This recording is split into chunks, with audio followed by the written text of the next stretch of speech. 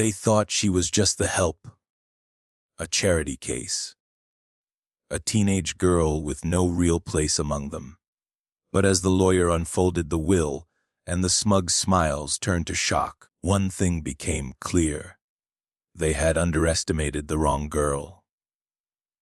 The mahogany-paneled room was full of whispers, tension thick in the air like perfume. Portraits of stern-faced ancestors loomed over the family, gathered in tight clusters around crystal water glasses and untouched pastries. At the far end of the long table sat 17-year-old Maya Carter, fidgeting silently in a dress 2 sizes too small, her gaze fixed on the leather folder in the lawyer's hands. She hadn't known what to expect when she got the call. Mr. Alastair Wexley, billionaire businessman, philanthropist, and the man she had known only as her late mother's former employer, had passed away. The invitation to his will reading came with no explanation. Only a time, a location, and the heavy implication that she was to be present. Now, seated amongst a sea of strangers who all bore the sharp cheekbones and cold gazes of the Wexley bloodline, Maya felt like a mistake. The stares were subtle but persistent. A few side eyes, a couple of whispers, and then came the laughter. "Maybe she's here to clean up after," said a young man with slicked back hair and a voice soaked in disdain. That earned him a few stifled chuckles. Maya didn't flinch. She was used to being the outsider, the girl who didn't belong. Across from her, a woman in pearls, maybe in her 50s, with hair like molded silver, leaned toward the man beside her. Charity always was Alastair's weakness, she whispered, not quietly enough. Maya didn't know these people. She didn't know why she was there. But something inside her, some old stubborn ember inherited from her mother, refused to shrink. The lawyer cleared his throat. "Thank you all for coming. I know the death of Mr. Wexley has been difficult." A few sniffled. Most didn't. The lawyer continued, reading through formalities, legal jargon, and preliminary statements. Maya's eyes wandered to the bookshelves behind him. She'd been here once before, only once, at age 10. Her mother, a housekeeper, had brought her on a quiet Sunday while she cleaned the West Wing. Alastair had stumbled upon her reading in the library, and instead of scolding, he'd asked what she thought of the Count of Monte Cristo. She'd told him the story was about revenge, but also justice. He'd smiled. That moment seemed light, years away. Suddenly, the lawyer's voice dropped to something firmer. "Now, to the matter of Mr. Wexley's estate." Everyone straightened. The list was staggering. Properties, art, stocks, a private island, multi-million-dollar trusts. All eyes sharpened, and Maya's name hadn't been mentioned once. Not until the lawyer said it. To Maya Elena Carter. The room went still. "Mr. Wexley leaves the primary estate, including all residential properties, the family foundation, and full control of Wexley Holdings, with immediate effect." There was a pause, not from the lawyer but from the world itself. Time froze. Eyes bulged. Jaws dropped. Maya blinked. And then the shouting started. "You're joking, right?" The man with the slick hair barked, slamming a palm against the table. "She's a child." The lawyer didn't blink. Mr. Wexley was quite clear. Miss Carter is to inherit the entirety of his estate. Pandemonium erupted. "She's not even family!" The woman in pearls shrieked, pointing at Maya like she'd dragged mud across the carpet. "This is absurd! You're lying!" Maya sat frozen. The words didn't seem real, not even as they echoed in her ears. She inherit everything. She's some random housekeeper's daughter, snarled another cousin, eyes bulging. She must have tricked him, manipulated him in his old age. Maybe even. Enough! The lawyer snapped, voice steelier now.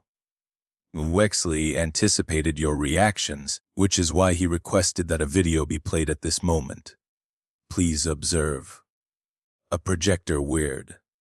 The lights dimmed slightly, and then, there he was. Alastair Wexley, alive on screen, sitting in his favorite armchair, sipping from a delicate porcelain cup. If you're watching this, he began, then I'm gone. Which, frankly, I imagine most of you expected years ago. A faint chuckle, but the tension in the room was too thick for laughter.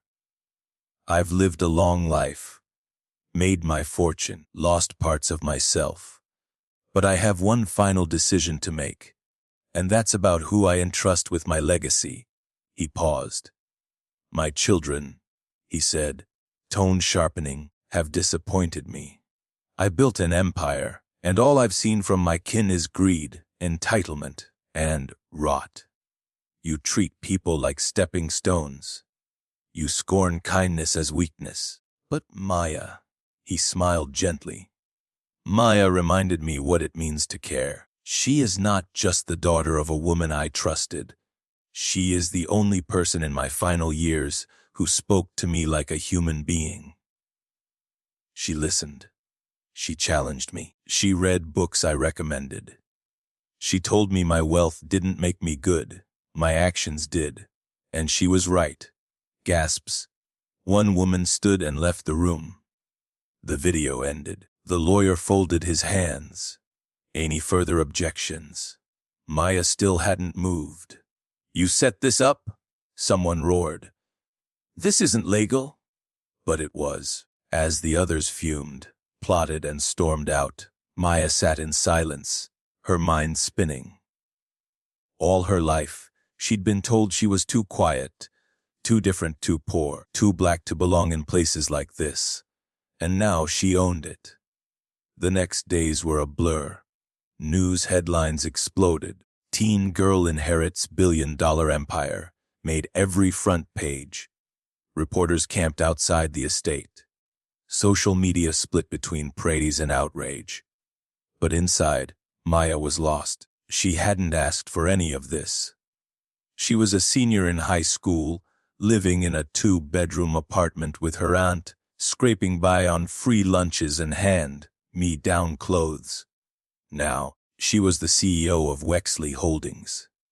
Advisors swarmed her. Lawyers called. Extended relatives suddenly wanted brunch. The estate itself was overwhelming, halls echoing with footsteps that weren't hers, paintings of strangers staring down at her.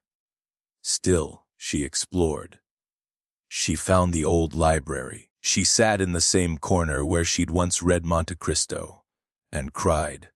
She missed her mom. If only she were here. If only she could see this, know that the kindness she taught Maya had changed everything. It was in that moment, sitting under the stained glass dome, that Maya made a decision. She wouldn't sell the company. She wouldn't run away. She'd run it. But on her terms, she called for the board. Some laughed. Some doubted. A few threatened legal action. But Maya had something they didn't, the law on her side. And the heart of a girl who had never been handed anything, but had learned how to earn everything. She began to audit departments, met with employees, listened to the janitors, the assistants, the drivers, the very people the Wexleys had ignored. And she changed things. Scholarships, new ethics guidelines, mental health support, a diversity board. In 3 months, stock prices soared. In 6, competitors tried to copy her style. And in a year, Maya Carter was on the cover of Forbes. But none of that meant more than when she saw the new plaque installed outside the building lobby, dedicated to the memory of Alicia Carter, a mother, a worker, a woman who raised greatness. Maya stood before it in quiet pride. The gala was packed. Crystal chandeliers sparkled above heads, dressed in tuxedos and sequins. It was the annual Wexley Foundation Ball, now rebranded as the Maya Carter Initiative for Opportunity and Justice. Maya stepped onto the stage in a sleek black gown. She looked over the crowd, the same types of people who had once mocked her. Now, they waited for her words. "Good evening," she began, voice clear. "I want to thank every one of you for being here tonight. A year ago, I was just a girl in the corner of a room full of power. Tonight, I stand before you as someone who owns that room, not because I sought power, but because I was taught to value people." She spoke about her mother, about injustice, about how easy it is to overlook someone just because they look different, dress modestly, or come from less. "You mocked me," she said. "You called me a charity case, but I was never a case. I was the future." Applause thundered. Afterward, she slipped away to the garden, needing air. There, a young girl, maybe 12, approached her nervously. "Are you Maya Carter?" Maya smiled. "That's me. I just wanted to say thank you. I'm on scholarship now because of your program. I want to be like you." Maya knelt down. "No," she whispered. "Be better than me." The girl hugged her, then ran off. Maya stood there in the moonlight, finally at peace. She hadn't just inherited wealth. She had inherited responsibility. And she was ready, because power meant nothing if you didn't lift others with it. And in that quiet garden, surrounded by blooming jasmine and echoes of justice, Maya Carter, once humiliated, once doubted, became a legend. If you were moved by Maya's journey and believe in stories where justice rises, don't forget to subscribe to Lived Truths, where real emotion meets unforgettable storytelling.